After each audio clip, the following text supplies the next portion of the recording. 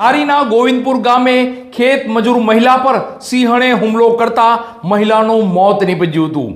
મહિલાને હોસ્પિટલ ખસેડવાની પ્રક્રિયા હાથ ધરાઈ હતી, પણ મહિલા હોસ્પિટલ પહોંચે તે પહેલા જ તેનું મોત નીપજ્યું હતું। આ બનાવને લઈ વન વિભાગે આગળની તપાસ હાથ ધરી છે તેવા સમાચાર પ્રાપ્ત થઈ રહ્યા છે।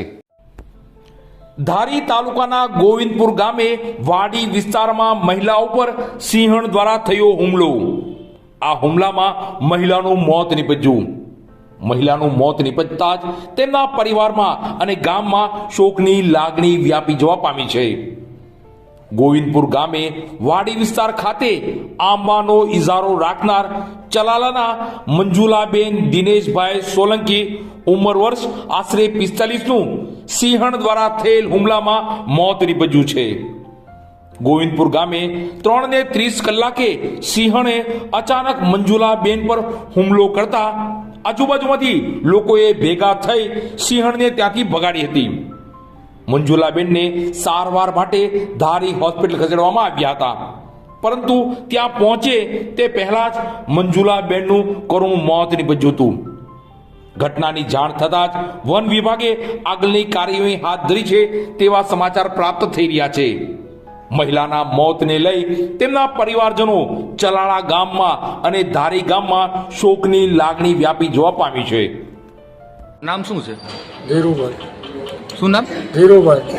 આ બનાવ શું બન્યો હતો? અંબાનો બગીચો રાખ્યો છે મેં ત્યાં કઈ જગ્યાએ? ગોવિંદપુર। હા, અમે બે માણસને પાણી વાળવા ગયા હતા બગીચામાં। મારા ઘરના પાણી વાળતા હતા ને હું ત્યાં હતો તો વાંથી સિંહણે આવીને હુમલો કર્યો। મારા ઘરના નેન્યા ખાઈ ગઈ છે। આ બનાવ બન્યો 3:30 વાગે આજે? આજે 3:30। કોની વાડી હતી? ભરતભાઈ પાડવાની વાડી। હા, તમારું નામ શું છે? ભનુભાઈ વાઘેલા। આ બનાવ શું બન્યો છે આજે? બગીચામાં ત્યાંથી હાલ્યા આવતા હતા ખેડીએ અને ત્યાંથી પાણી વાળતા હતા। એ બેન કે હાલું ઓલા બગીચે વહી જાવ, તો એને નહીં ખબર કે આ સીણ ત્યાંથી નેરી છે, તો દોડીને એને ખાલી એક નાડાવા પડે ને તો રાડી ફાટી ગઈ, એને બેનને પસાડી દીધા। એટલે હું ત્યાંથી ગળતો હતી, મેં કીધું હું પાણી વાળતો હતો ત્યાંથી 10, 15, 20 નાડાવા। મેં કહ્યું રાડ્યું કોણ નાખે છે કે બસાવો બસાવો બસાવો। અને હું ત્યાંથી ખાલી એક સોટિયા રહ્યો અને મેં 4-5 જમીનમાં પાવડા પસાડ્યા, તે ત્યાં હટી। પછી મેં આવડોડા છોકરા મેં તમે ભાગી જાઓ, તમને સૂથી નાખશે। પછી ઓલા ભાઈને હાથ કરો, મેં ધીરુભાઈ તું દોડ, બેનને સૂથી નાખ્યા છે। જો કઈ જગ્યાએ બનાવ બન્યો? આપણે ગોવિંદપુરના કોની વાડીએ? ભરતભાઈ પાડવી। એટલે બેન અત્યારે